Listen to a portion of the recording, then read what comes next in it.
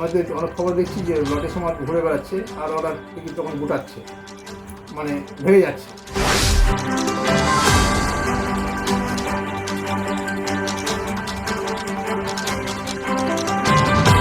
লটের সময় এইভাবে করে যদি প্রতিটা টেবিলে যদি যায়, আমার মনে হচ্ছে সবচেয়ে বেটার হবে এটা।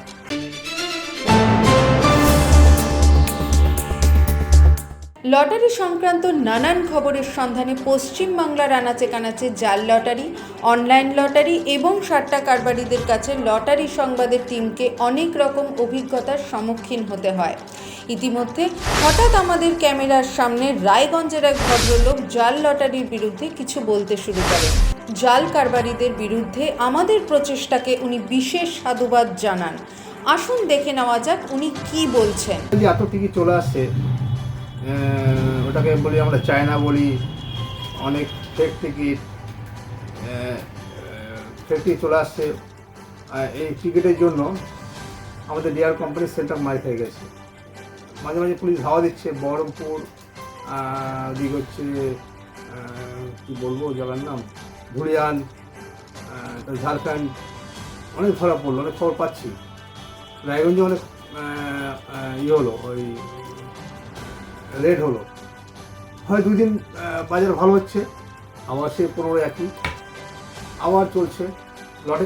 লটের সময় যদি এরকমভাবে যদি ঘোরে, যেটা প্রশাসন করতে পারছে না, সেটা লটের সময় এইভাবে করে যদি প্রতিটা টেবিলে যদি যায়, আমার মনে হচ্ছে সবচেয়ে বেটার হবে এটা। এই জন্য লটের সমাজকে অসংখ্য ধন্যবাদ জানাচ্ছি। রায়গঞ্জে কয়েকটা জাল লটারির টেবিল দেখলাম, কিন্তু আমাদের ক্যামেরা দেখে অনেকে এদিক ওদিক পালিয়ে যায়। এখানকার লটারি বিক্রেতাদের সাথে কথা বলে জানা যায় যে তারাও জাল লটারি কারবারের শেষ দেখতে চায়। এখন একটা নতুন টিকিট পাওয়া যাচ্ছে, তো সেইটার প্রাইস পেয়েছেন কখনো? ওইটা কিনে নাই আমি। কেন? ভালো দেবে, কিনে না ওইটা ভাঙানো যায় না বলে, আর এটা যেখানে সেখানে ভাঙানো যাবে। পর্যায়ক্রমে আমাদের টিম পৌঁছে যায় আলিপুরদুয়ারে। এখানেও একই দৃশ্য।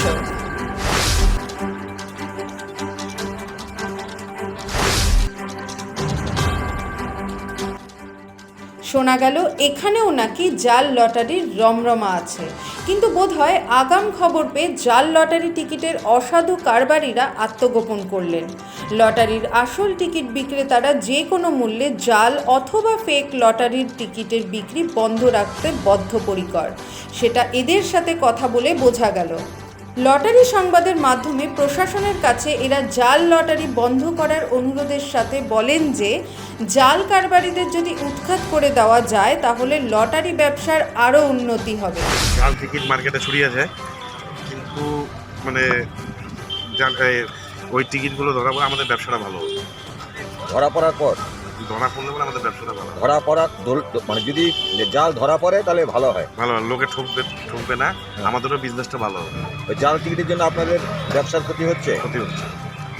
আচ্ছা, আপনি চান তাহলে জাল দ্রুত ধরা পড়ুক? হ্যাঁ, অরিজিনাল বিক্রি করে।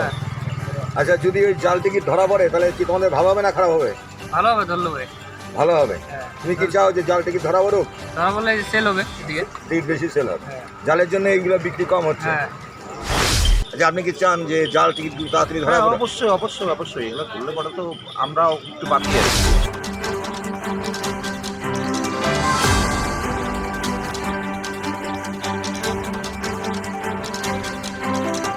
ব্যুরো রিপোর্ট, লটারি সংবাদ।